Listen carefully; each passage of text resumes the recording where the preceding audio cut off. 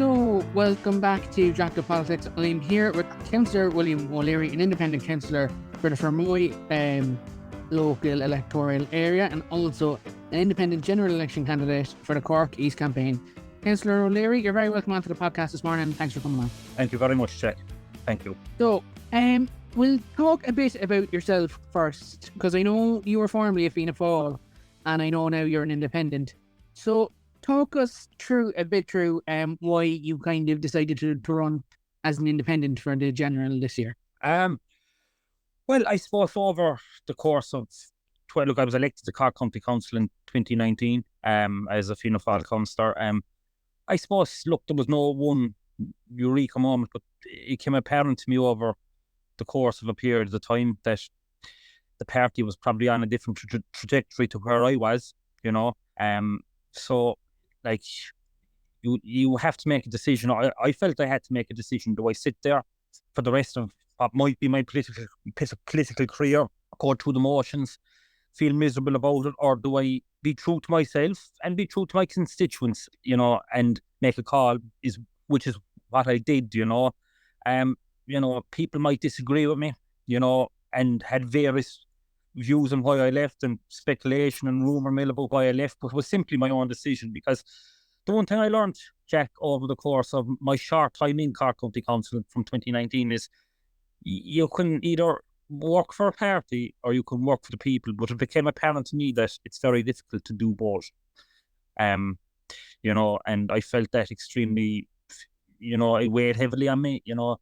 The party has gone down a route that I just didn't personally agree with. You know, there's still a lot of good people in Fianna Fáil, you know, both elected to councils, both elected to Dáil Éireann, ordinary members, and they are good people. And people would have had the same view I would have had. But, you know, sometimes when you're in an organisation, you know, and your bigger political parties like Fianna Fáil and Fine Gael, they're institutions as well as political parties, you know, and I feel you can become institutionalised very quick, you know. And I was always saying, the longer I sat there, did I want that to happen to myself? And I felt no. So yeah, I took a punt, I took a risk, you know. Look, I feel they're on a different wavelength to what I was, you know, and I could have sat there for the next 5 years, possibly being re-elected as a Fianna Fáil councillor. Who knows? I don't know that. But I wasn't happy, and when you're not happy, that takes a toll on you as well, you know. Yeah. Mentally, and it affects your job, the way you carry out your job. So it was a number of factors. In the end, you know, I wasn't an amicable party by no means. That's a story for another day, you know, and a story I will tell at some stage. Today is not the day for that, you know. But look, I just felt, you know, I needed to be honest with myself, you know, more than anything else, and I needed to probably see that, you know, I needed to do this job the way I wanted to do it and the way I feel it needs to be done. And look, I'm a very independent thinker. I find following the herd on certain issues, which you have to do a lot of the time in political parties. You know, I found that difficult, you know, and it just put me into a place where I had to call it, you know. And, you know, do I regret it? Absolutely not. No, I don't. But look, it is what it is. You know, that followed into the local elections where we had a great local election, you know. And look, would have topped the poll for my municipal district area, and people will say, oh, that's over this and that's over that, and that's because you left Fianna Fáil, and that's, you know, simply, I always say, you know, elected councillors or elected TDs, they get re-elected on their work ethic, they get re-elected on the work they've done. And regardless of who I'm with and what banner I run under, I feel, you know, my track record of being a hard worker is look, my constituents would attest to that. So, look, that's what got me re-elected, not any decision I took aside from that. And kind of going for a general election is a big step up from a local election. Can you talk us through your thought process of deciding to run for the general? Because I know the general election campaign is a lot more expensive and a lot more time consuming than what a local campaign will be. It certainly is. You know, I suppose, look, I was elected to Cork County Council in 2019, you know. Did I get out of the bed every morning and say, I want to be a TD? I certainly did not. And I genuinely mean that. You know, I enjoy being on Cork County Council. I love that side of work. I love local politics, you know, which I have a real passion for. So right up to the local elections, my sole focus would have been on getting re-elected and staying there. After that, and look, it was a great campaign. We had a good result. That's probably when I give a bit more thought process to would I run in the general election. I would have. That would have been from the middle of the summer on. Plenty of people would have said I should. I would have said right up until a couple of weeks ago, it was still 50-50 in my own head whether I wanted to do it or not. But ultimately I decided I would, for a number of reasons, both personal and political, in the sense that personal, we'll say from the personal point of view, it was kind of now or never would I do it, following on from the local elections, and having that good result, and would there be a bit of momentum there from a personal point of view. I suppose the second point of view is I feel this constituency needs variety. I badly do, because what you've had mainly over the last, since the foundation of the state, Fianna Fáil and Fine Gael have dominated politics in Cork East. I know we've had strong candidates from the Labour Party with Sean Sherlock down through the years, and his father before him. I know in recent times, in the last 10 years, we have had a number of Sinn Féin candidates elected down in East Cork with Sandra McClellan and Pat Buckley. So I feel people need variety. They need a choice. And, when I looked at the early field, before I made my decision to run, I felt that, God, people don't have much to pick from here. So I said, following on that, I might throw my name in the mix to see how I get on, and to give people that choice. Ultimately, they'll decide.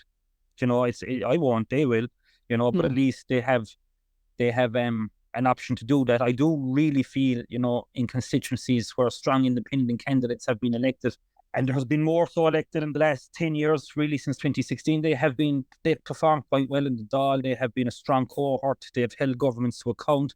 People criticise them sometimes and saying what influence they have in politics. They have a lot of influence, because what you've seen over the last, particularly since 2016, you've seen Fianna Fáil and Fine Gael aligning themselves with each other and effectively monopolising politics.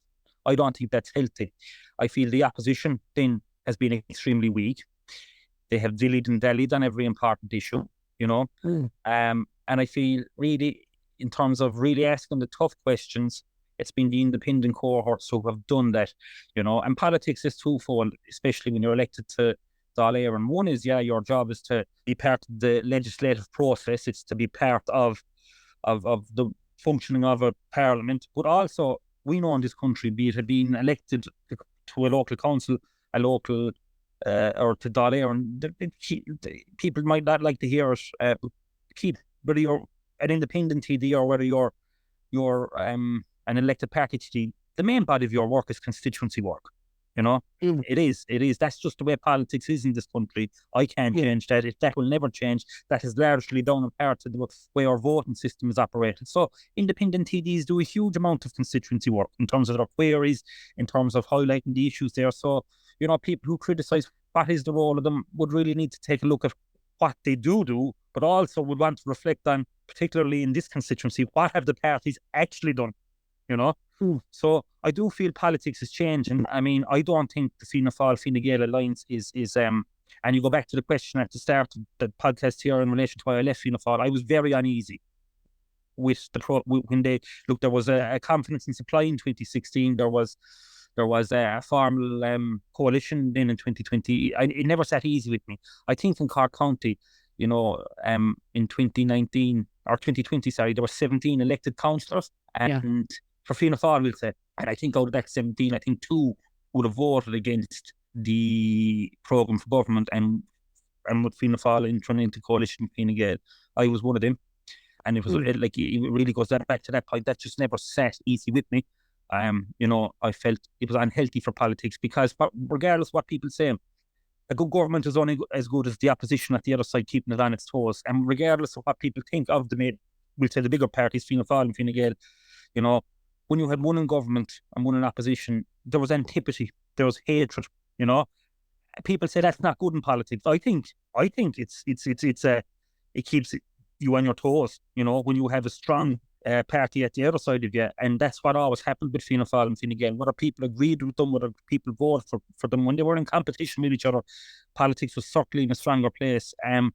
With their alignment, with the confidence and supply in 2016, with the formal merger of, not the formal merger of them, but the Grand Coalition in 2020, I feel that has really weakened our political system, and as long as they do that, align themselves with each other, both parties will have enough numbers to probably, even after this election, come very close to being re-elected. Unfortunately, I feel that is the case. So I feel we need a strong counterbalance there to them. I really do. Sinn Féin have failed miserably to provide that. So you do need that voice of reason on the other side, to keep parliamentary politics in a healthy state. Because I think, I do think, like if it was like you have to look at it, and I'm trying to use this analogy. If it was two companies, major companies, right? Okay. Yeah.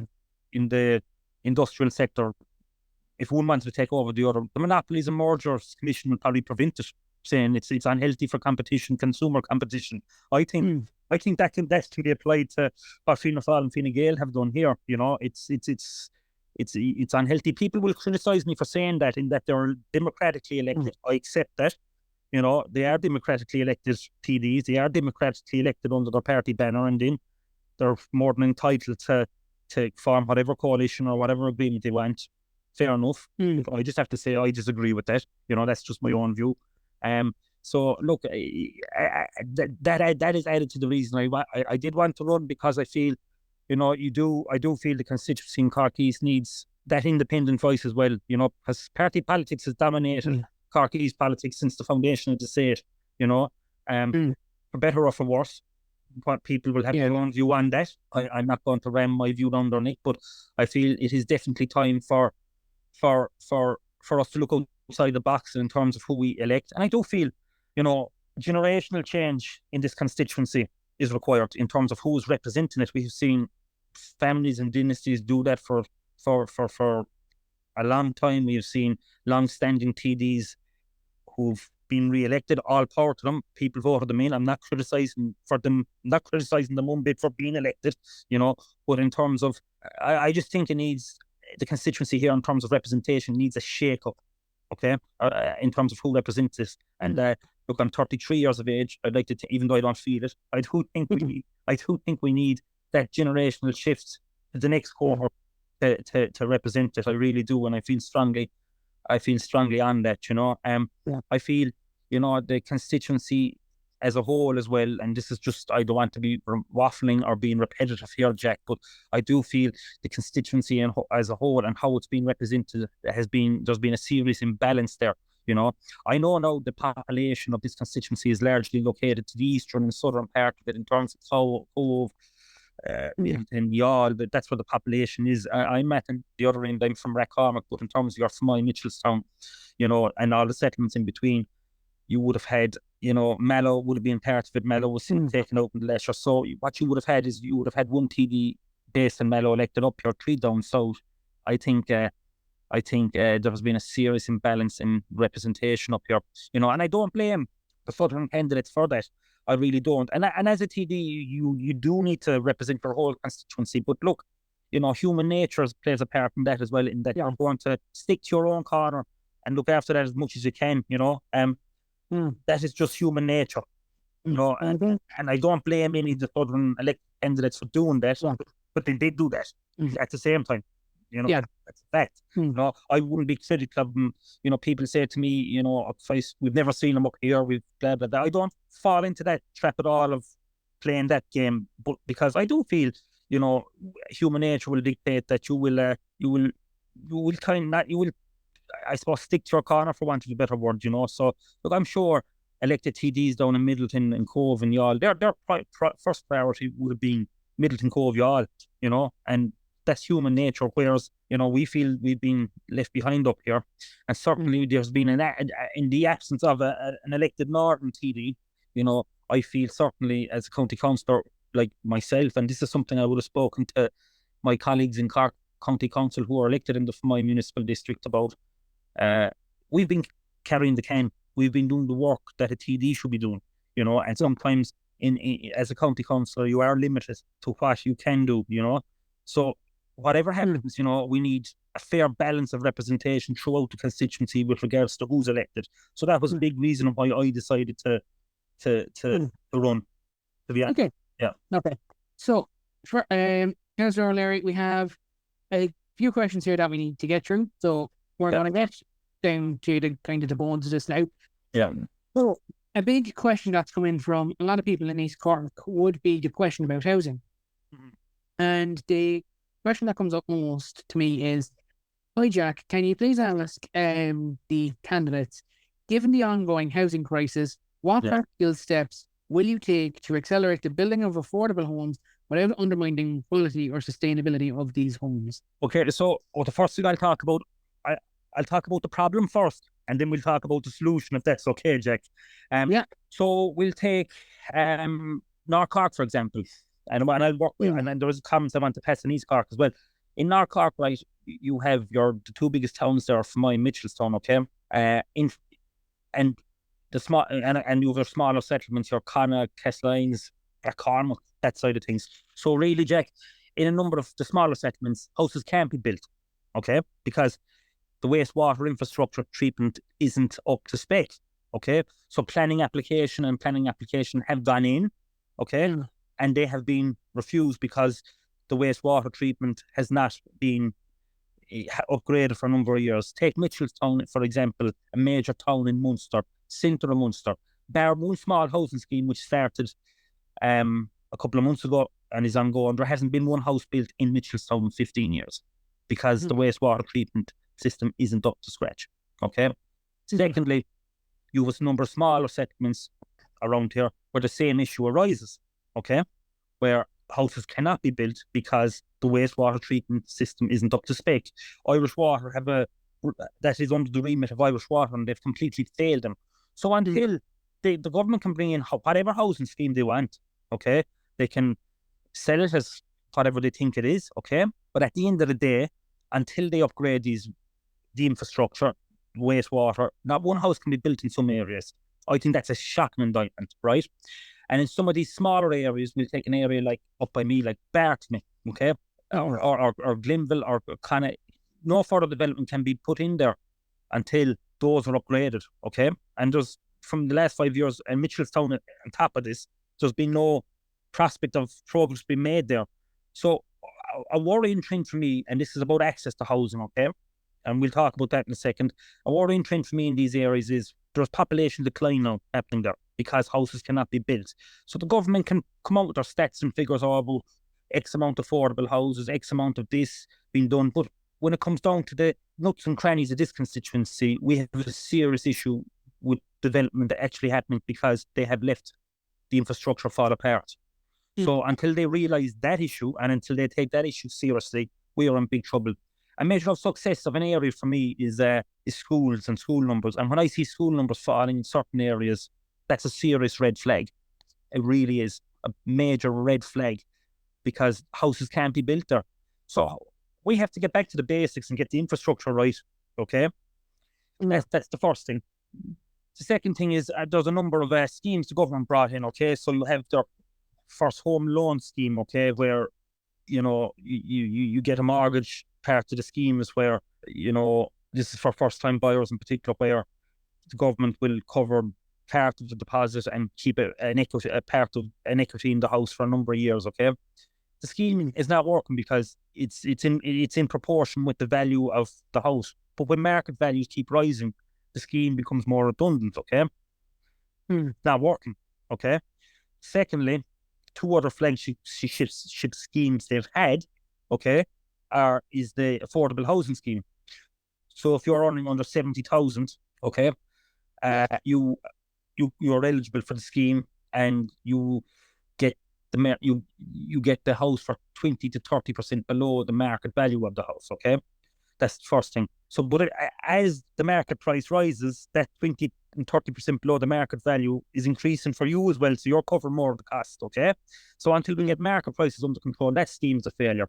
Now, just on that scheme, the affordable housing scheme, right? Okay, in the last 5 years, in North Cork, there has been 22 houses built. That is not going to solve any housing crisis, right? In East Cork, I'm aware of one in Carrigtwohill that has recently being initiated. Again, 25, 30 houses. So we're talking roughly 50 to 55 affordable houses being built in East Cork, in the full constituency over the last 5 years. They're going around celebrating these schemes and there's nothing achieved. 50 houses max in Cork East. 22 in Fermoy. I'm not sure what the figure is in Carrigtwohill. It's in and around the same. So their schemes aren't working. They're not moving fast enough. So access to housing is being hindered that way. Their third scheme, right, okay, is the cost rental scheme, okay? And I could sit here and play politics, but I feel if this scheme was initiated, it would be a game changer, right, okay? So just to take you through this scheme, Jack, this is, it's people earning below a certain amount again, who are above the threshold for an affordable house, right, okay? Who are below the threshold for a mortgage. So that kind of caters to that cohort. So what this scheme would do is it would give you a long-term rental tenancy in a property, right? Okay, for up to 25 years. Okay, for 20 to 25% below the rent, the rental, whatever the rental value is, you'll pay 25 to 25% below that, right? Okay. There has been not one cost rental property built in Cork East in the last 5 years. Okay. So their schemes are not working in this constituency. That is the first problem. So they come out with all these stats and figures about their housing schemes. They have not worked. And I'm giving you 50 affordable houses built in the constituency, no cost rental. It is not working. Okay. So we have a serious issue here. Okay. Aside from that, I don't want to get too much into the rural planning side of things because it's really difficult to get rural planning. It's really difficult for families, even on their own land, to get rural planning. So that's hindering that. You know? Yeah. So what you're seeing in rural areas is population decline in rural areas. So people are running for the high hills, especially young people, because they cannot get access to any property. And any scheme they've brought in has failed miserably because it's not being progressed fast enough. So go back to your question, what should we do? For me, you know, and I've said this, we have an issue with vulture funds in this country as well, buying up properties in bulk and making millions out of them. So what we need to do is we need to firstly control the market price of housing. You know, we have to be strong on that, and the government will come back and say, you know, we're bound to ECB interest rates and so on and so forth, and mortgages and all that. We need to be firmer on that as a nation, okay, and keep it at an affordable rate. Obviously, the simple solution is to build and build and build again, okay, in a sustainable way. Okay, so in your smaller settlements, you know, nobody wants to see a small village and see 200 houses going in there. But what you do need to see is a sustainable development of 30 to 40 houses going in there. And that breeds new life into the area. It breeds new vibrancy into the area. It enhances school numbers, and that type of sustainable development will keep a place going. But to get back to my first point, we need to upgrade the infrastructure in some of these areas where there's no prospect of doing it at the moment to even build there. So that is tremendously worrying. Secondly, a big part of what I've said, right, okay, is we have to be firm. We have to end the days of where properties bought in bulk by speculators, okay? Okay, so that's very important. We need to restrict the sale of residential properties to Irish citizens, EU citizens, and as well as that to non-EU citizens who have a work permit to work there, okay? I hope I'm making myself clear there now. So we need to restrict the sale of properties, residential properties. Now, I know commercial properties and industrial properties are a different thing, but we need to restrict the sale of the properties that are there to Irish citizens, non-EU or EU citizens who can move within the European bloc, and as well as that to non-EU citizens who have their work permit to live here. We have to end the day where properties are bought in bulk. You know, I know we need a certain amount of landlordism to keep the rental sector going. I understand that, but we have to end the days of where properties are bought in bulk, because we need supply there, and in areas where it's difficult to get supply, we need to ensure that where there is supply, that it's falling into the right hands of first-time buyers, of young families, you know. A second thing, and some people might call me a bit parochial around this, you know, big issue I faced in Cork County Council over the last number of years is clearly in your rural areas, people have come to me and said, you know, is there any chance we could put a log cabin out the back as a temporary solution? You might have a young couple who've had their first child, they're still living at home. Can we put a log cabin out the back or a modular home out the back of our house as a temporary solution while we save to get a mortgage for our permanent residence, right? That is every planning application that has gone in for one of them has been refused. I find that shocking. Yet they can spend 400,000 on modular homes in certain areas for other reasons, which look are quite obvious without getting into them. Yet when someone has spare space at the back of their house, beside their house, to put a modular home or a log cabin there as a short-term solution, more so in rural areas now, okay? They've been denied planning after planning after planning. There's no consistency there on that, you know, and that would be you know, a big help as an income solution to some families. Getting back to the cost rental scheme of where there's been no home built under the scheme in Cork East, not one. You know, this is a scheme. I'm an independent candidate, and I'm no fan of this government, but I would say when something is good, I will praise them for it. That cost rental scheme would have been a game changer, because in most European countries, you know, sometimes there's a stigma around social housing here, which is wrong. But in most European countries, especially Austria, Switzerland, kind of Finland, they have similar schemes to this cost rental scheme where the state owns the house, right? Okay, most properties, and people will get their property, and their rent will be based on what they're earning. Okay, so if you're earning 500,000, your rent is based on that. If you're earning 25,000 a year, your rent is based on that. That is the norm in most European countries. The scheme is brought in, but not one built in Cork East. So, like, you'll hear a lot of political talk and sad turnings for private development. So, in terms of private developments of estates being built, you'll see a lot of sad turnings and photo opportunities over the next few weeks across the constituency, when really, when you look deeper into it, they have failed miserably on it. And very true, Councilor O'Leary, those points there about housing. And I suppose kind of like another area where the government can be criticised where they failed massively is with healthcare through the constituency. Yeah.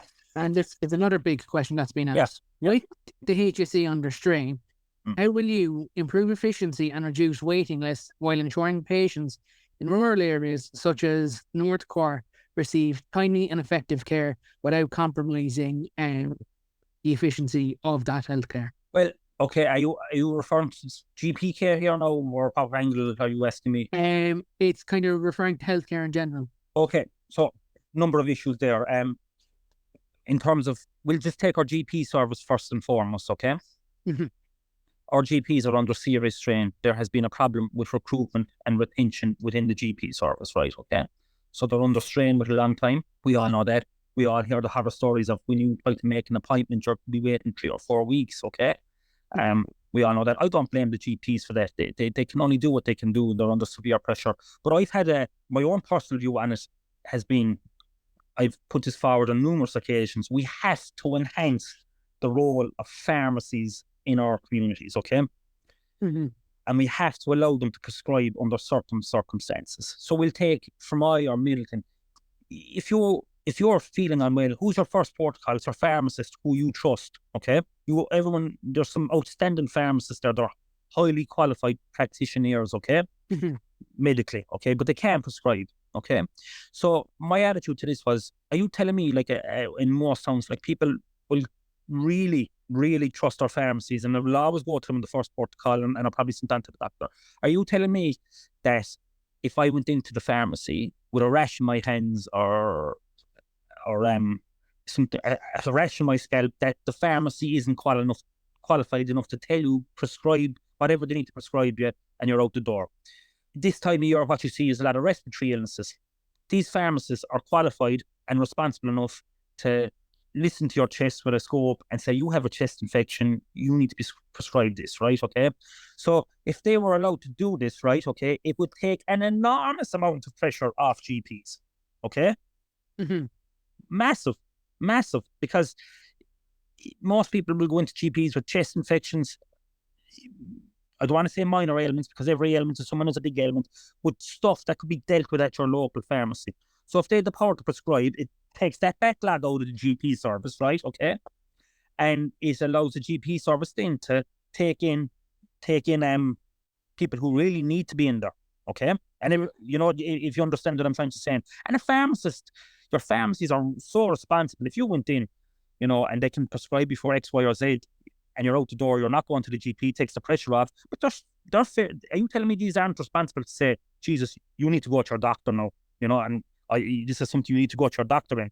So this is, again, I'm not reinventing the wheel here. This is the norm in many countries, you know. So if you can take some of the backlog out of the GP service in terms of, you know, certain ailments, you know, be it respiratory, be it skin rashes, be it X, Y, or Z, be it, you know, a lot of babies probably pick up colds and flus, but are being brought into the doctor. If you can take that out of the GP service and have it dealt with at the local pharmacy, which they're well capable and qualified to do, you will free up an enormous amount of space within our GP service.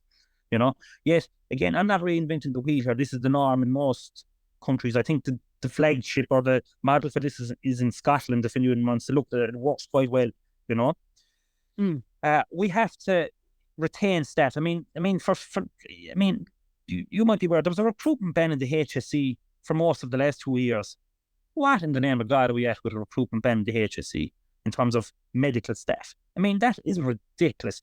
We have a problem with staff retention in the HSE, and the HSE is a cod of an organisation. It's top heavy in management. They love employing clerical officers. They love employing, you know, executives. They love applying this, you know, but yet they have never really focused on the ground medical staff, you know. And there is a shortage of nurses, doctors within the GP, within the hospital settings, because the HSE's failure to recruit and retain staff.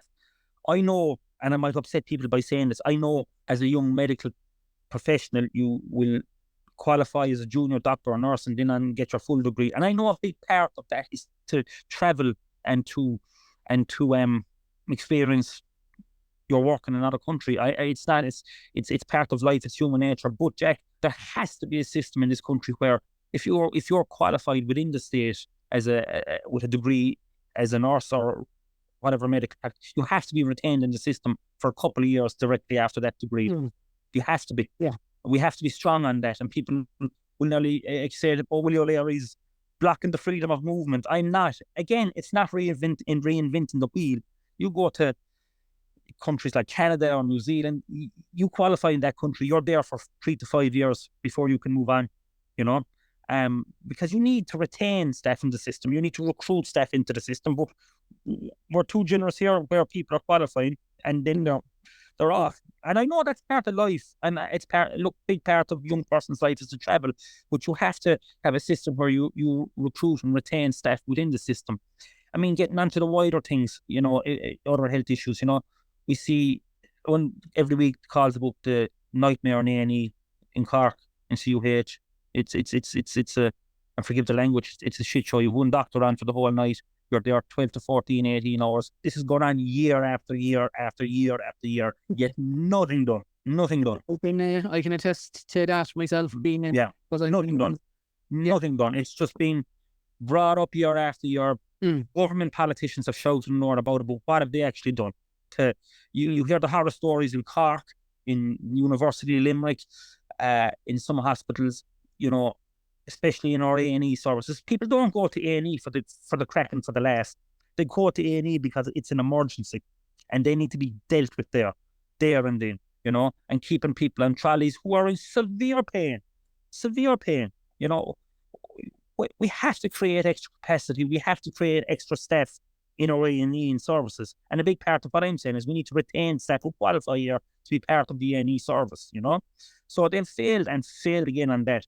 And again, on top of that, you know, you hear the horror stories about wait lists and this and that, and serious ailments, you know, or people are being misdiagnosed, cancer, operations being cancelled because they cannot cope, because the staff are not being retained within the system, you know. So it's a major issue, you know. I do believe, for me, my suggestion on the pharmacy and in the enhancement of the role of the pharmacy will take a huge backlog off the GP services. If they were allowed to prescribe, it will allow the GPs then to attend to people who have serious issues. And when you were talking about it, I kind of did a bit of research on it there myself, and from my research there, it's kind of very interesting that you brought that up, Councilor O'Leary, because from my research here, it's saying that in some countries they can monitor blood pressure, in lung sounds, and evaluate medication effects to kind of give patients the best quality of care. And what you're suggesting to me isn't a reinvention of the wheel. It's No. more effective use of existing resources, Mm. which I think for the taxpayer, that's great to hear, because to them, Yeah. they're not having to fork out any more for it. But for pharmacists as well, it's allowing them to do more and kind of take a lot more kind of stress off the GP services. And I've Yeah. spoken to numerous pharmacists, and in that part, look, I'm going to be specific to my here, because look, when I go to a pharmacy, since my is just the nearest one to me, they want to do this. They want to help the health system this way, you know. Mm. I mean, and they have the capacity to do it. Okay, they have everything in place to do it. Mm. So we need to progress this. That is the most important thing, with taking pressure off our GP services. Because, Mm. like, again, I'm sorry for being repetitive. You know, you're going into a part of the year now where every day someone will call up the GP office with a respiratory illness that's just there more prevalent this part of the year, in terms of maybe a chest infection or a heavy cold or you know, something along those lines. That's just. I mean, if you could take them out of the GP side of things, put them into the pharmacists, let them prescribe, let them decide the best course of medical practice, it will unclog the whole GP service. Yet the whole thing comes down to money, as it always does in this country. Someone's going to lose out. So, you know, there'll be a battle on it.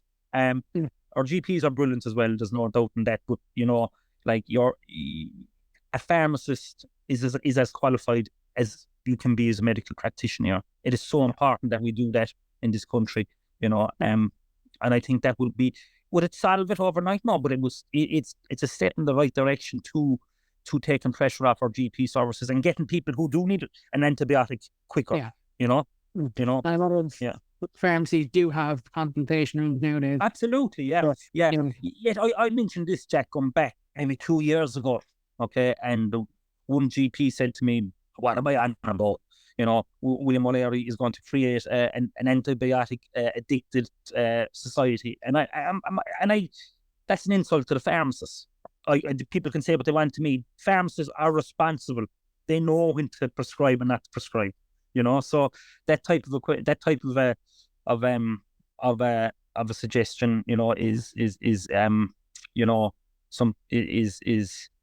I don't stand over it. What you get people going to doctors now for, you know, a lot is with, you know, mental illnesses. I mean, not mental illnesses is the wrong word. People who are suffering with depression and anxiety, you know, and you do need to see your doctor on that, you know. But someone who suffers from that, they could be waiting for 3, 4, 5 weeks to be attended to by their GP.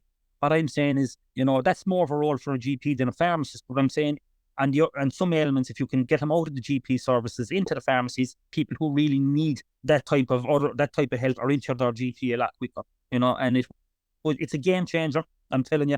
So it's a big solution for me, you know, in terms of big, like our hospitals, you know, are under severe pressure. I can't, like, I mean, there was a recruitment ban on staff. I've said that already. Can anyone?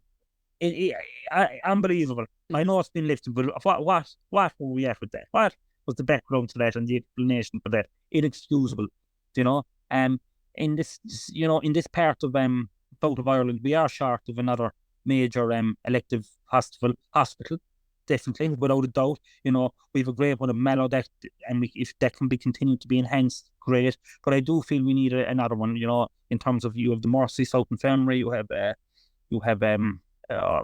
CUH, St. Finbarr's, but we do need another elected one. If they're talking about Glanmire or whatever, it would be great. I do feel we need a major one down here. We're just so short of capacity. Yeah. And this kind of brings me into my next question, because kind of a lot of kind of respiratory issues are related to my next point, which is related to climate change. What is your plan to balance Ireland's climate goals with protecting the interests of rural communities such as farmers and those of urban communities who may be affected by climate change? You have to find a balance. There's a big difference. Am I a climate change denier? I'm absolutely not. But what needs to be called out at times is climate alarmism.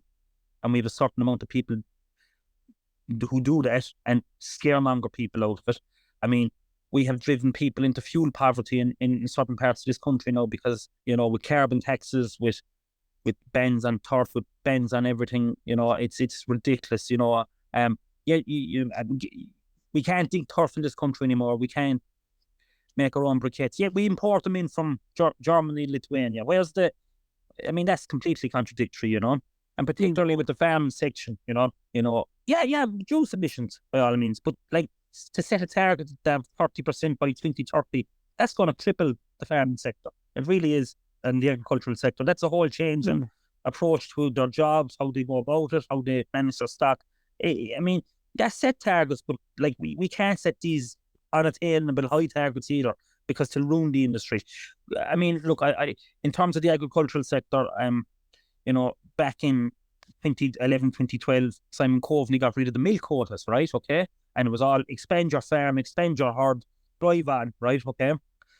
We're now at 2024 where the opposite has been put out. We need to cull the national herd, all this talk. So to change, for such an industrial change in the agricultural sector over the space of 10 or 12 years, it's going to bring it to its knees, It's such a big change. So they're told to expand and expand 10 years ago. Now they're being told cut back down, And you have your common agricultural policy in Europe, it's a disaster. What's good for France may not be good for Ireland, our landscape is different, our way of producing food is different, our way of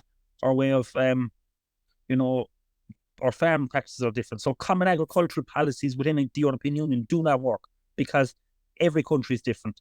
Every landscape and in terms of our way we farm is different to what it would be. So these caps waste of time, so they're applying the same, I suppose the same climate targets here as they are in other European countries. We are different, and we have failed to stand up to them on it. We have there's a big perception that in our government that we have to be the best boys in the class in Europe and go along with everything. Yeah, that's I'm not anti you. I'm not. But this idea that you can't challenge the narrative within the European Union, is ridiculous. Because what's good, this whole idea of harmonisation across climate policy, across finance and taxes across the European Union, it's failing. The European Union, when it was set up, primarily it was set up as a trading bloc. Okay, yes, they're bringing in climate policies that are harmonising across European states. They're bringing in, and it's tripling us, and yet we cannot stand up and say what's good for Germany or what's good for France or Spain may not suit us, and we have to be stronger on that. We're like a wet blanket over in Europe for politicians. They just go with the flow. They don't challenge the narrative, and our agricultural sector is the biggest in Europe. Not to be sorry, it's the most productive in Europe.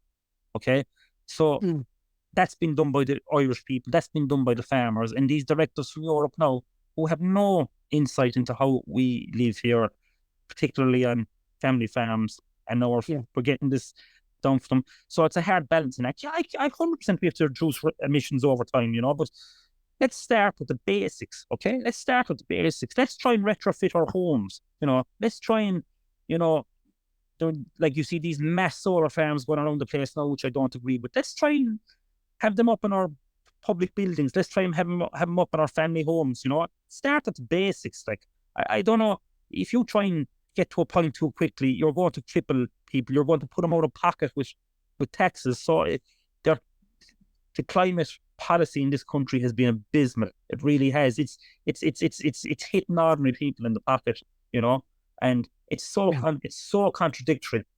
And that kind of brings me on to my next point. This brings me on to the cost of living. With rising living costs, how will you ensure that the economic relief reaches those most in need without overburdening future generations? Public transport wise, how will you ensure public transport becomes more accessible and reliable, especially for rural areas that feel left behind, without overburdening them as well? So just your first question, Jack, sorry, how was it? It was about the cost of living.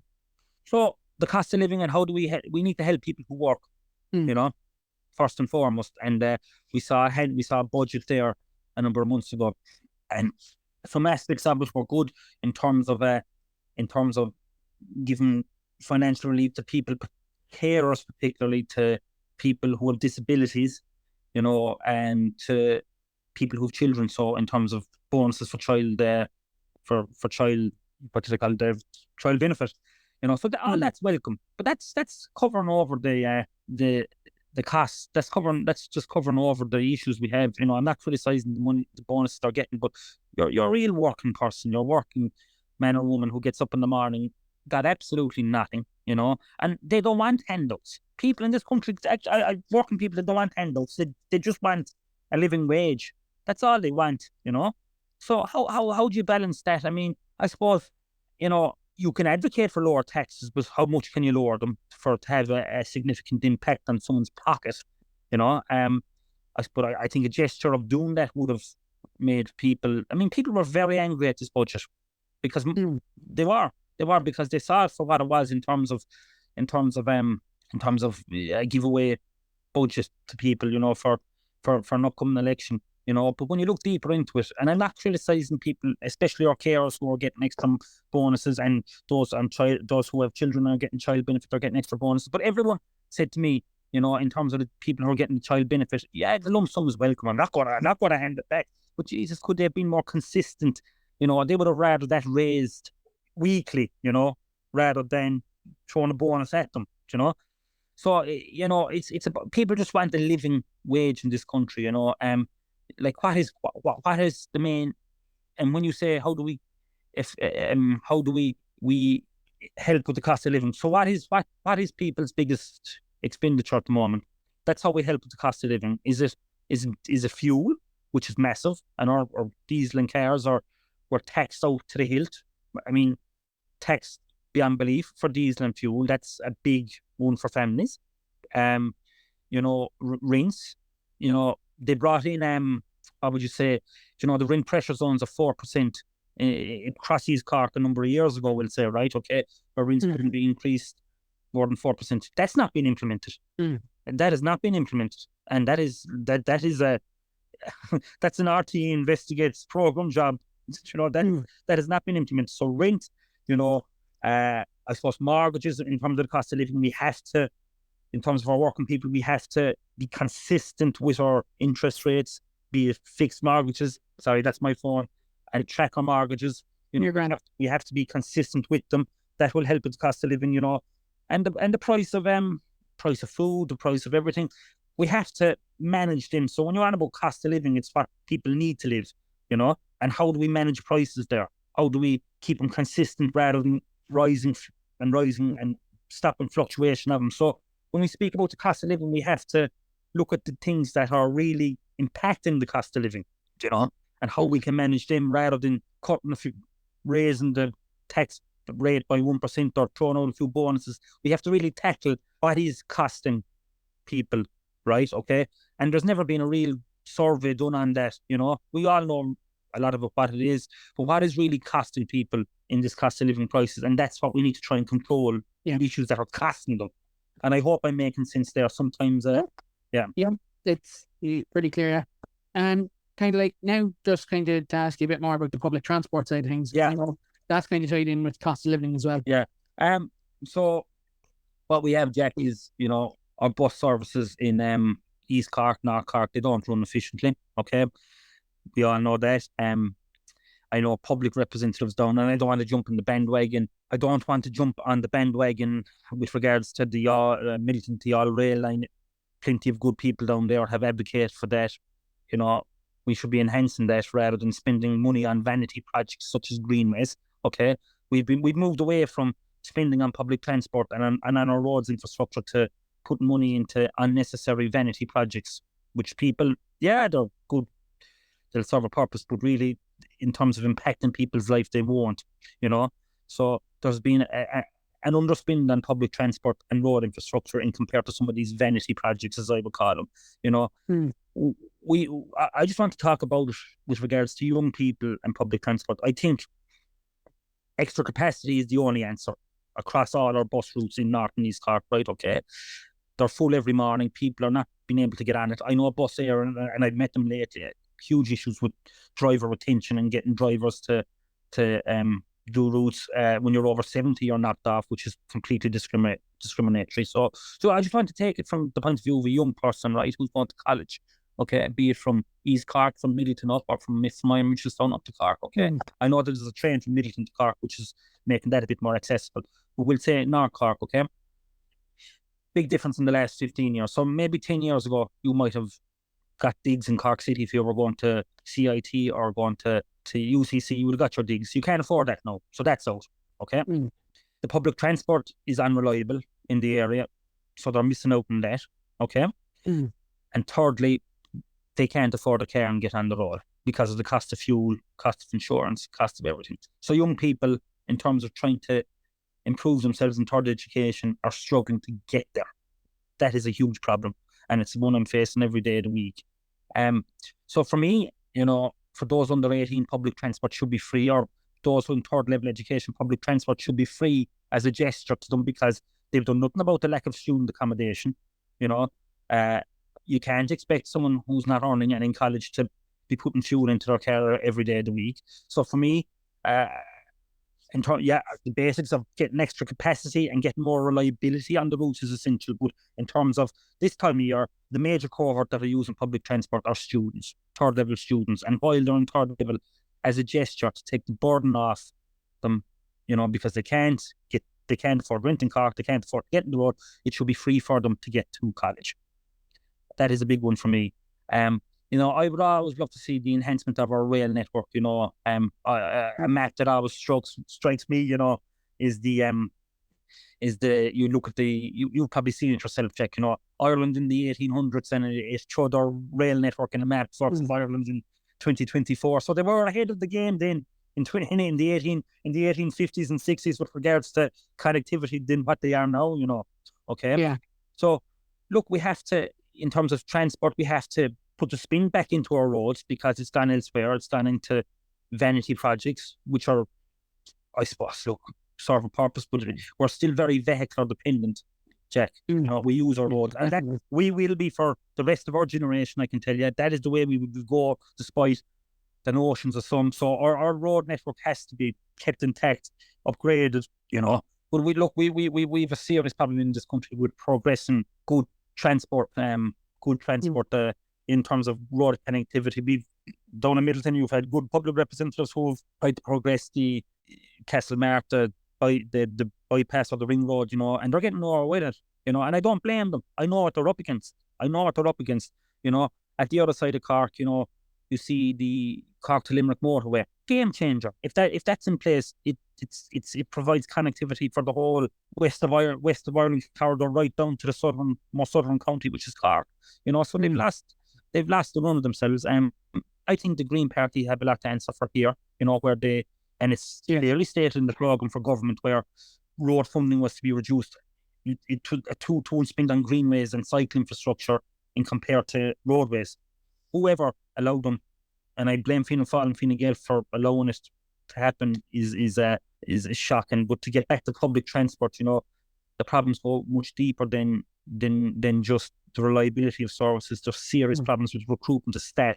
I talked to a very good man in Capwell I don't want to give his name. He's the manager of the southern area, and like, he's tearing his hair out. He cannot get drivers to mend the routes.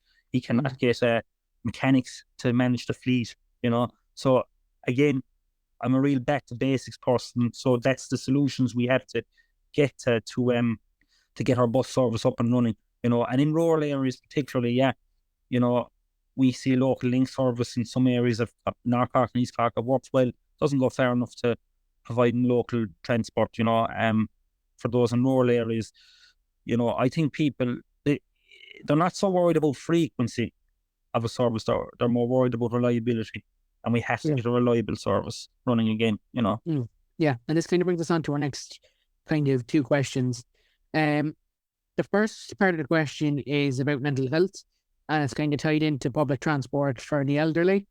It's what specific policies would you like to see introduced to address Ireland's mental health crises, particularly for the young and elderly people in the country and those in marginalised communities, and also as part of the pension. As life expectancy increases, how will you ensure that the pension system remains fair and sustainable without forcing to retire later than they can afford? Well, in terms of mental health, you know, early intervention and information around that is so important, and that has to be brought into our school curriculums. Okay, because everyone at one stage or another will have a time in their life where they will suffer with mental health. Everyone. So I think a huge awareness needs to be brought around it in terms of early intervention, in terms of if you feel you're under pressure, how do you deal with it? And I feel that's something that should be brought into our school curriculum. I feel that's very, very important. In terms of actual, we have to be able to extend counselling services in this country as well. They have not received enough support from the state. A lot of them are private counsellors or private, they working off their own back, and they have not received state support. So I would say a huge amount of access to, and that is one sector. There is a lot of people who are in the game of counselling, and there's that's not, we don't have a shortage of staff there, but we need them to get more support from the state to help them enhance their services. Because look, Jack, if me or you, and I have no problem saying it, I've had to pick up the phone to a professional counsellor or psychologist, and they're there, right? They are there, but they need to get more support from the state in relation to enhancing their services and enhancing their ability to assist people who have mental health services. And there's a lot of young people on that road, So in terms of the availability of them, they are there, but they need support and they need their services expanded. But again, I go back into, I do feel the whole issue of mental health and what causes it, what triggers it, should be brought into our school curriculum ahead of other things they're teaching in it at the moment. They could teach, this would be more of a useful concept to be brought into the classrooms and to raise awareness about it, because some people might suffer from mental health and they're not even aware, they might suffer from anxiety, and they might aware, they'll try and plow through. Some people are better at that than other people. So I certainly believe it has to be brought into our school curriculum, and to support the existing psychologists, the existing counsellors that are out there. They need support, to help them expand their services, GPs are great at assisting at it again, so we need to get people into our GPs, but they're waiting 4 or 5 weeks to get into their GPs, and they're suffering while they're waiting, So again, the unclogging of the GP system, with what I mentioned a while ago, would play a big part in assisting people with mental health. I'm a rural Ireland man myself, Jack, and I can see a big change, particularly since COVID, in relation to isolation and loneliness. Really big issue. With people that would have been good to go out, would have been good to mix, but COVID was a game changer. They got used to sticking at home for nearly 2 years, and their life changed. And I can really see that. I'm part of a Min Shed group in Rathcormac, which we helped set up last year. And the difference it has made to people, particularly people who would have retired a number of years ago, it's unbelievable and it's only a small gesture when you see people coming out of their shell. A lot of these are from rural backgrounds, So when you get people mixing, you get them out of their shell. So I've seen that in the Min Shed group I'm involved in, and it's an outstanding success story. But in terms of rural isolation, in terms of rural loneliness, a proper task force has to be set up, within one of the departments to see what measures can be put in place. It's talked about the whole time, but again, never really acted on. So I think a proper task force in terms of isolation and loneliness needs to be brought in terms of isolation, for an older cohort of people, it's something that has to be taken a hell of a lot more serious than what it is, because it is a problem. I can really vouch for that, And in this job, I get calls from people, be it single men living on their own, or elderly ladies who are on their own. They're ringing you, asking you nothing, but they're just ringing for a chat, So I can definitely see it out there.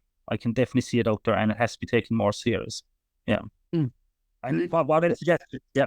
About the pension age. Yeah, well, pension age should always be kept at 66. For me, if someone wants to keep working after 66, all power to them, drive on, and then when they retire, they can collect their pension.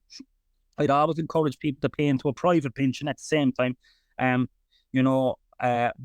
like what you see is, look, they made a mess of this the last time, by being inconsistent around it was going to rise to 67 and then 68, and all they had to do to save themselves was to clarify that the pension age should be 66, and it should be 66.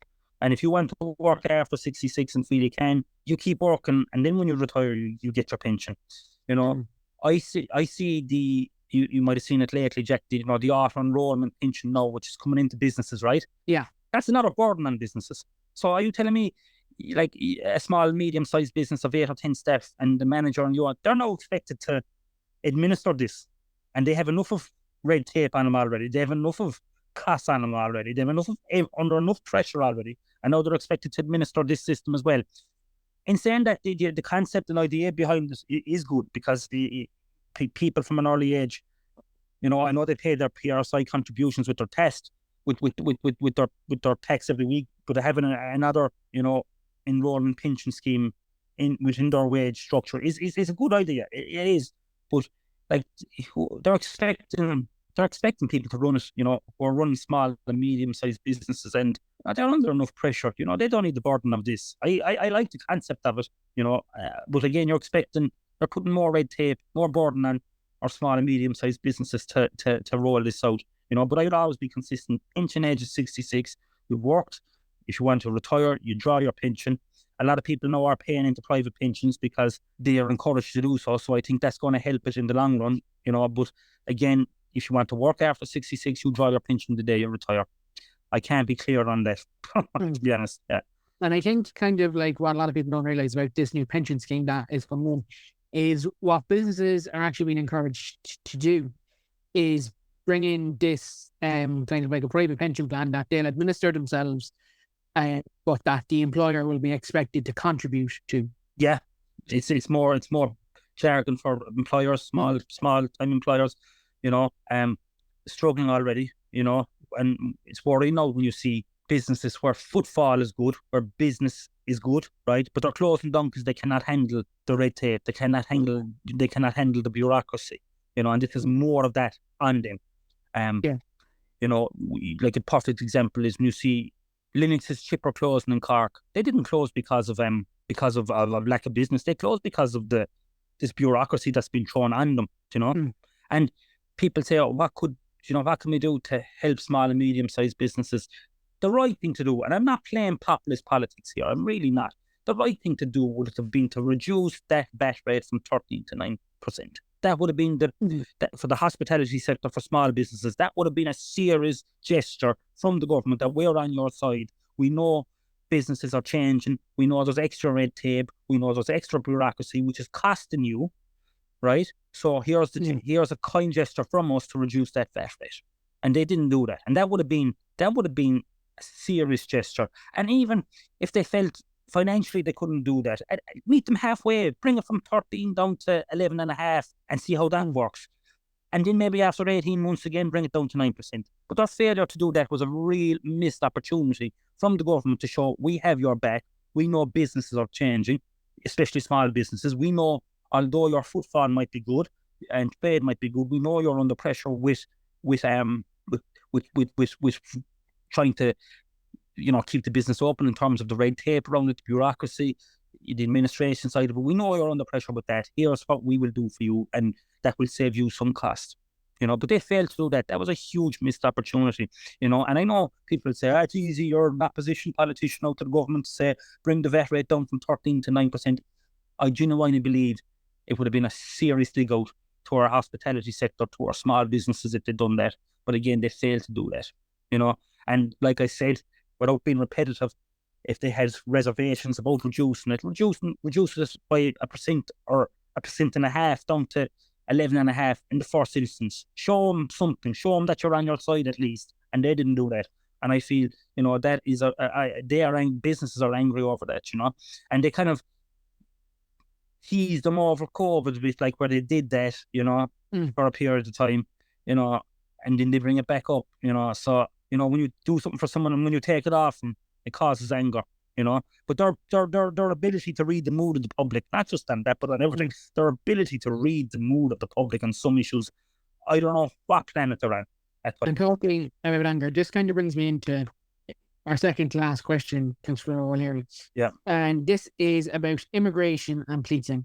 It's the question that we've been asked is, what is your approach to manage immigration in a fair and effective way while also managing reduced or kind of reducing rates of people, or reducing or people reduce or the reduced intake of people entering on Garda Síochána, and what would you like to see done to see more people going into the Guards, and what would you like to see done for immigration? I suppose immigration, I'm like Jose Mourinho, Jack. If I speak, I'm in big trouble.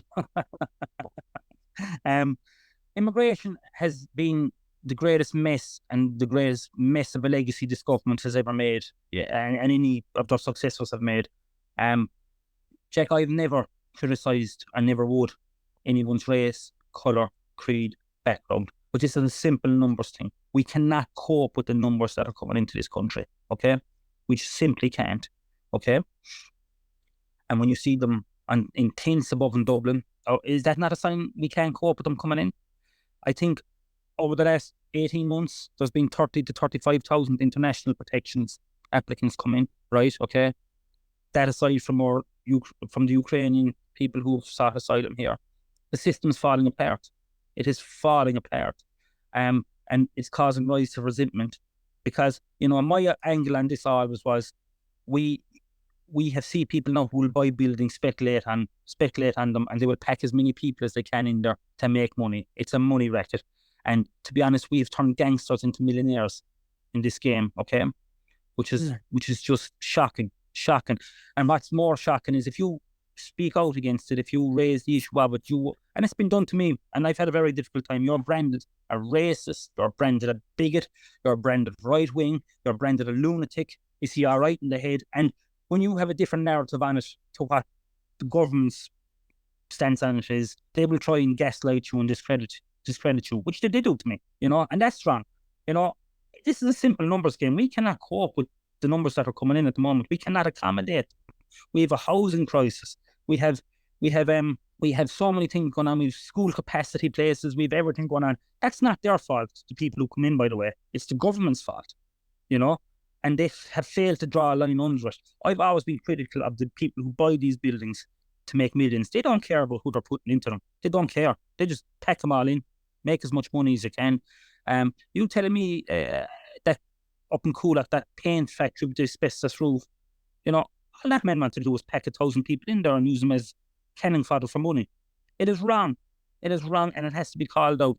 The government has to get to a stage where asylum applications are processed quickly, right? Okay? They have to, if you're granted asylum, well and good, best of luck to you, good life in Ireland. If you're not, you're gone, you're out. That's it. And that is the norm everywhere. That's not reinventing the wheel again. That is the norm everywhere. This thing about we're obligated to do our best, not obligated to take thousands in. You're obligated in this life to do your best, and we've seen it's such a huge issue across Europe. We've seen Sweden, the case study where it hasn't worked. We've seen Denmark now clamping down. I know you very tough stances in Poland and Hungary. We have seen in Germany, which is a very liberal society, they can't do it anymore. They're the biggest economy in Europe, and they cannot cope with the influx of migration. They cannot do it. And you see the Chancellor Olaf Scholz, or whatever his name is, he's had to pull back and say, well, on a second, no, this isn't working, But again, it's us being the best boys in the class in Europe. We're obligated. We have to do it. Immigration into this country will always happen. And all we're looking for is common and an efficient system where people can get their applications processed quickly. If they're granted for good reasons. But if they're not, we have to start deporting them. That's the bottom line. And that sounds very harsh, but it's not reinventing the wheel. It's fact, And again, I'll be slated here for saying it, But it's if you have an alternative view on this to what other people have, you're a racist and a bigot. I've helped house in my job plenty of people who've come into this country and have been under strain. And the worst of it is coming. It's a ticking time bomb, Jack. I'm telling you it is, because what you see now, right? Okay, as you've seen. Look, I'm open to correction on the figures, but we'll say over the last 18 months we've seen 35 to 40,000 people come into the country, right? Okay, they are immediately put into the international protection, Service. part of that service is that you're given accommodation, and we see accommodations all over Cork, all over the country. You're put into the certain accommodation centres, right? Okay. Most of these people will have their applications processed over the course of 12 or 18 months, okay? Mm-hmm. Okay, and I put a bet on that the large majority of them will get accommodation, they'll get their asylum status. All well and good. Mm-hmm. At that point, and we've seen it happening now already, when you get your asylum status granted, you're told to leave the asylum or the international protection centre you're in. You're gone, you're out. Where are these people going to go? Where are they going to go? Top of the pressures we have on accommodation already, because once you're granted asylum, you're not under the auspices of the international protection services. You're not under you're granted asylum. You're out. But where are they going to go? So when you see 35 to 40,000 people, we'll say, even if we say 70% of them are granted asylum, what's that? I'm not a mathematician. We'll say that's 20 to 25,000. They're out. They're out of the international protection system. They're out in their ear. They're out in their backside. It's up to them to find accommodation for themselves in. Where are they going to go? On top of everything that's happening already. So I think it's a ticking time bomb. If we don't get this under control, I think in the next 12, 18 months, you are going to see a massive amount of homeless asylum seekers, a massive amount of homeless former international protection applicants who've had their status granted. It is a ticking time bomb. Yet if you speak out about it, it's never been about anyone's ethnicity. It's never been about anyone's background. It's about us being able to cope. And we are not coping with it at the moment. And minister after minister, I'm not a fan of Simon Harris, but he came out last week and said, a couple of weeks ago, and said that homelessness now is linked to international protection applicants who've got an asylum status and they can't find accommodation. And he was branded, how dare he was a lunatic, he's mad. But he's right, and I think it's coming down to that point very soon in this country. And I'm not. This is the government's fault. It's not the fault of the people coming in. But what does give rise to resentment? And I've received criticism for this before, Jack. And you can look. I might not go down, but is that in areas that are, and this was a memo sent by the top civil servant of this country to cabinet. He says, where you put mass amount of people who are seeking migration or international protection into a building in an area that's perceived to be socially deprived, it's going to cause mayhem. It's going to cause serious social consequences. That is not me saying that. That is the top civil servant in this country of this country sending a memo to cabinet saying that they have driven on with it. You've seen what happened. Government have ignored the top civil servant giving them that memo, and they've driven on with it. It is a complete mess. Yet, if you speak out, if you talk about it, if you cannot go down a route in this country where if you have a different view, you're branded fair right. That is dangerous path. So it's a big issue, major issue, and we've made such a mess of it. But you see, and this I'll leave it at this, Jack. You see European countries now tightening up. Germany being the big one. If the German economy can't handle this, the biggest economy in Europe, I doubt we can.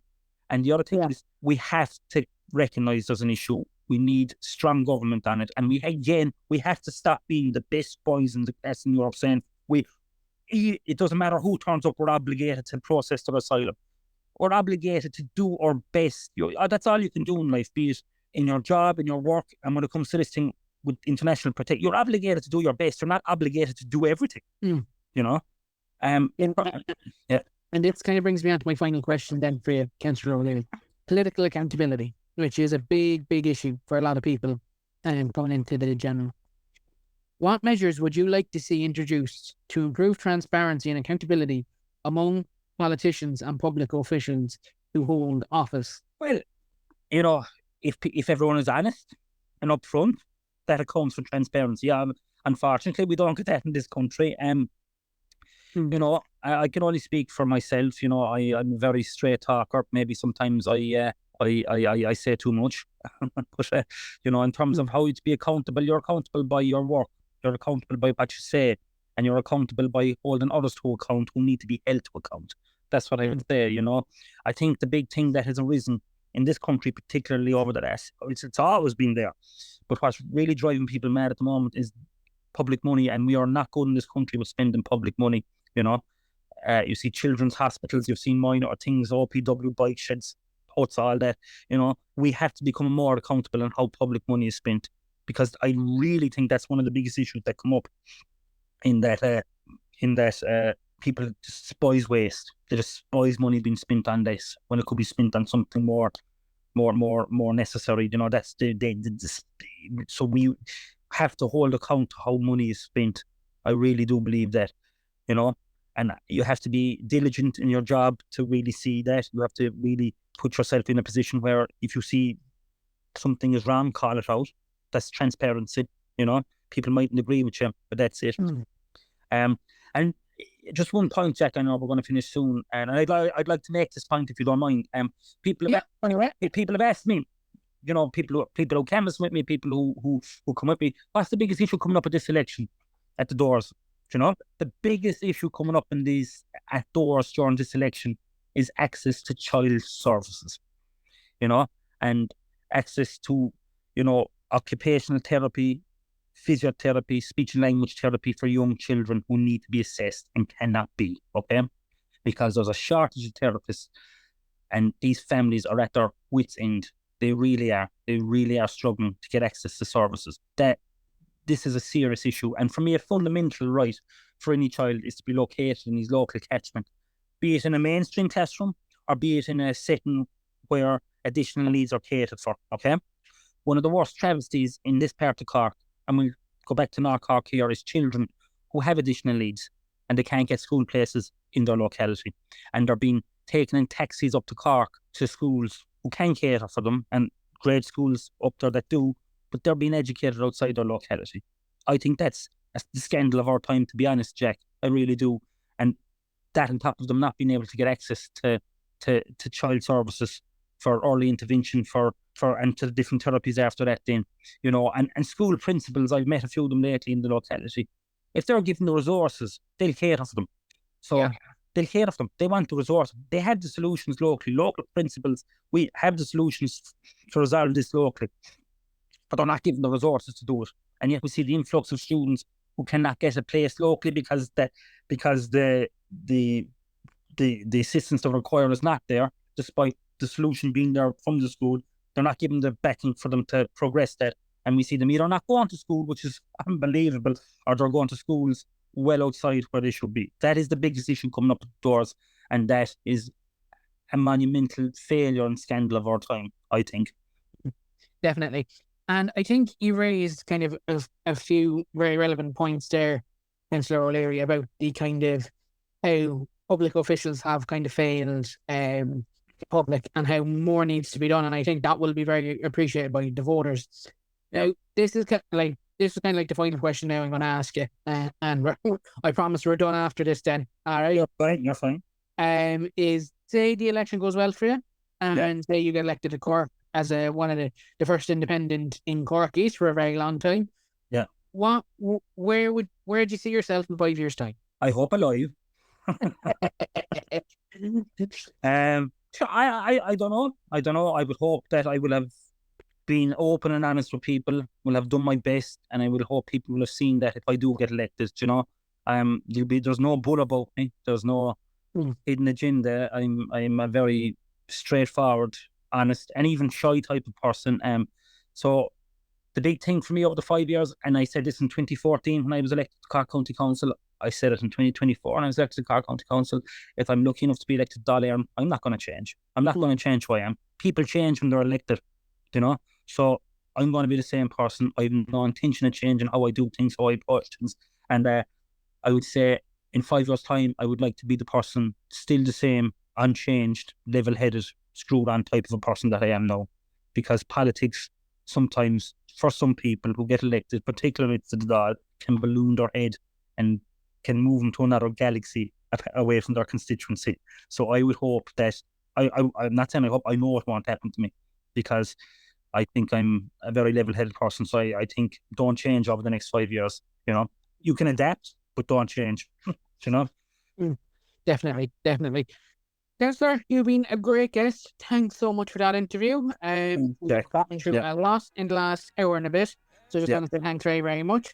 We Thank wish you very much. Good to meet you. Yeah, good You talk too. to you. Yeah. and we wish you the very best of luck with the election, and hopefully we might have you back on after the election. Hopefully, yeah. Oh. I might be looking for a job on a podcast now. Who knows? Folks, this has been our interview with Councillor William O'Leary, the independent candidate for Cork East. Folks, we'll see you in the next episode. And Councillor, thanks so much, and we'll see you next time. Thank you. Thanks. Bye bye. Baby, all we do is win, so show me my opponent. Adversity, doubt, stress, could care less. Cause how we handle those like an S on our chest. Super proud of how we held it down on the way up. Can't wait for our day to ball. This is a layup.